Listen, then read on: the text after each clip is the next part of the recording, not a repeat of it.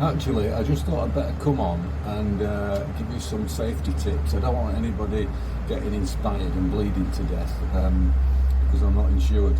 So, I mean, I'm only doing this for fun anyway. I don't want to end up in trouble. So, yeah, just some really important first aid thing tips.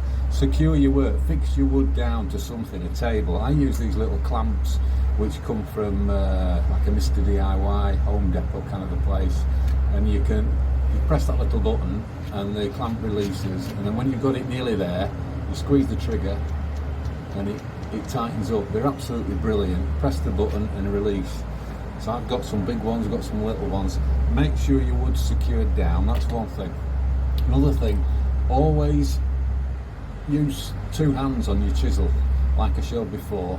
Put your left hand, or whichever's your strongest hand, you're cutting with. I'm cutting with this, I'm right-handed.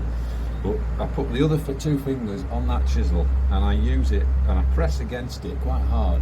So that's really secure. Anchor the hand on the wood and then just make, controlled movements. Always cut away from yourself. Never put your hand in front of the chisel like that and cut, because that's, you're asking for trouble. So always keep that hand behind the chisel, both hands behind the chisel, and cut forwards in those slow controlled movements. If you do that, you won't go wrong, you won't be cut, and that's the main thing. Chisels are better when they're sharp. If they're blunt, they're not safe, because then they can stick in and fly.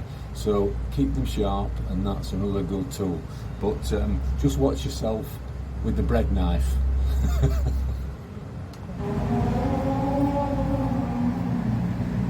Hello, I'm out on my balcony having a carving session. I just thought I'd come on and say hello if anybody's watching. Back on the big wheel thing. I'm attacking these areas at the moment with a little gouge.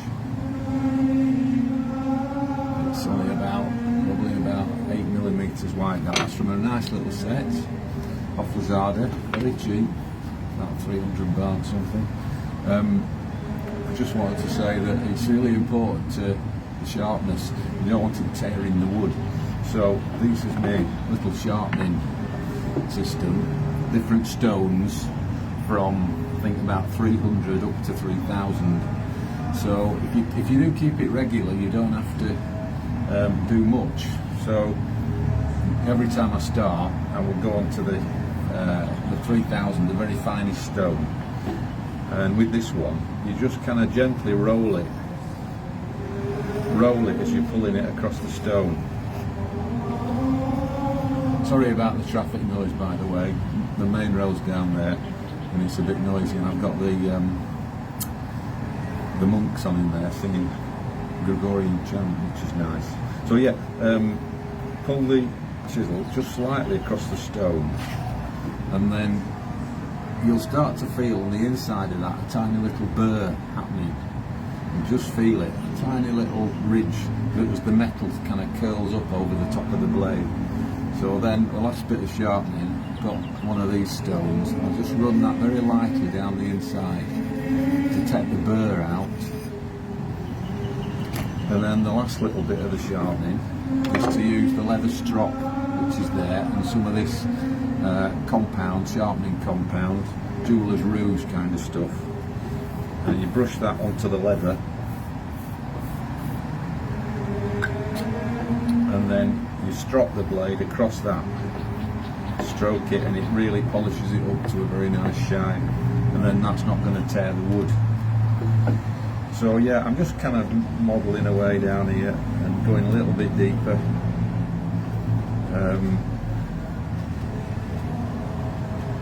Just going around, generally adjusting everything. I think you can see on there, there's the curve here that I'm not happy with. So I'll be going in there sometime and just deepening that out a little bit. But I'm also tackling these kind of, the outer ring here. And I'm taking quite a bit out of there. I want it to be really concave. So you've got to work with the grain, not against it.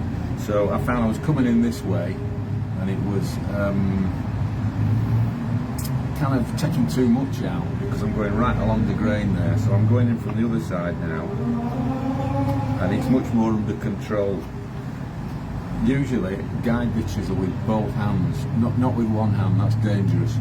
You put the other hand on it and you use it as a lever so that you can control in the movement, you can stop, you know, it's not going to jump off and cut your finger. I have cut my finger this morning, but not with the chisel, with the bread knife. Making some toast, and was a bit over enthusiastic, so I've got that with a plaster on. So anyway, that's it for now. Have a great day.